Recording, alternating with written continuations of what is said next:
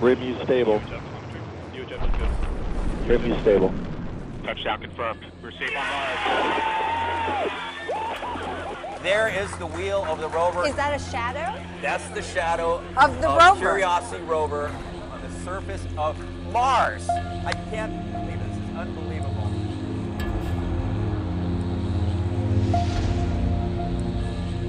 Curiosity is the most complicated vehicle to ever be built and sent to Mars. And the primary goal of the mission is to search for habitable environments. With Curiosity, we're trying to understand whether or not Mars had the capability of actually supporting life. So the three primary prerequisites for life are water, an energy source, and carbon. Now we know that Mars has had water on its surface. And we know that the sun is there providing all sorts of energy. But where's the carbon? The only way to find it is to get on the ground and bring the tools that we need to test for it and go look.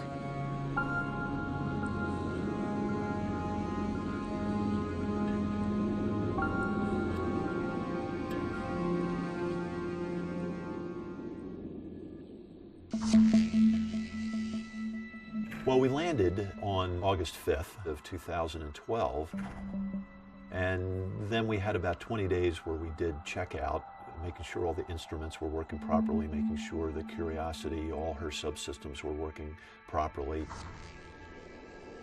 And now we're beginning to drive towards Mount Sharp. Well, Mount Sharp is a fascinating place. It's the reason we chose the landing site. What you see there is a mountain of layers that's about 5 kilometers high. And we think it's just the right place to search for organic carbon. So it's like reading a book. You start at the beginning, which are the layers lower down in Mount Sharp. And as we drive from the lower reaches to higher up Mount Sharp, we're basically going through the history book of early Mars. Carbon is a requirement for all of life. Carbon provides a backbone element for creating the vast majority of molecules that we have in biological systems. And we call those molecules organic molecules. Carbon has the flexibility that life can use to do what it needs to do, to function. And we're looking for that source of material that life could potentially tap.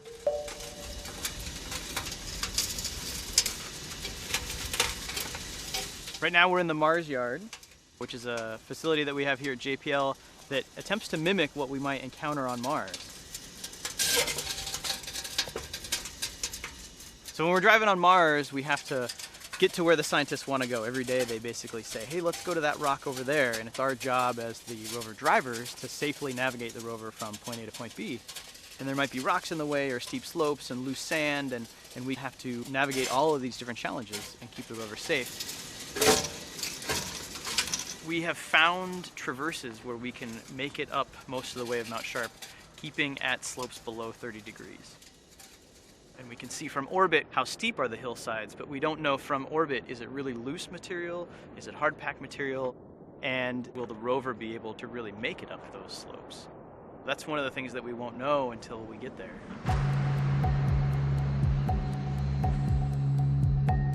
The reason that we went to Mount Sharp is because we have satellite data that suggests that there were clay minerals present and sulfate minerals present. The reason why these two minerals are important is because they are well known for preserving organic carbon.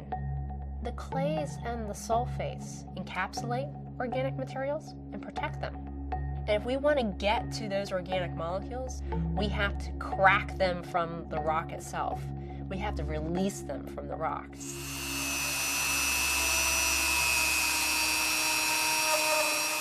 This is a piece of gypsum, and we're interested in gypsum because Mount Sharp is actually composed mostly of this rock. And the Curiosity Rover would first drill it, and then take some of the drill powder and give it to Sam.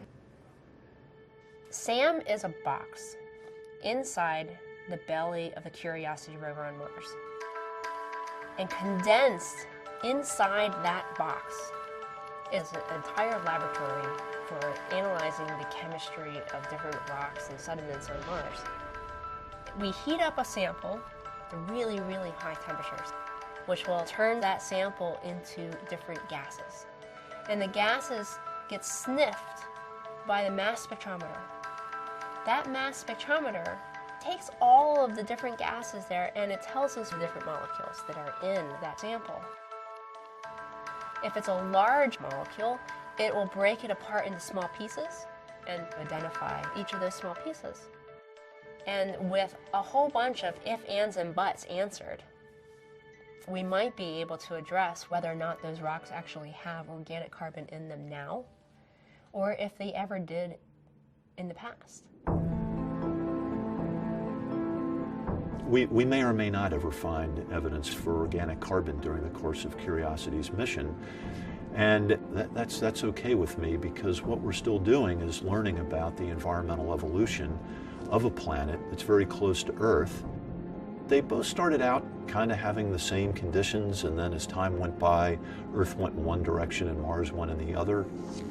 And so by looking at what we see on Mars, we get a better context to understand what led to the emergence of life on Earth.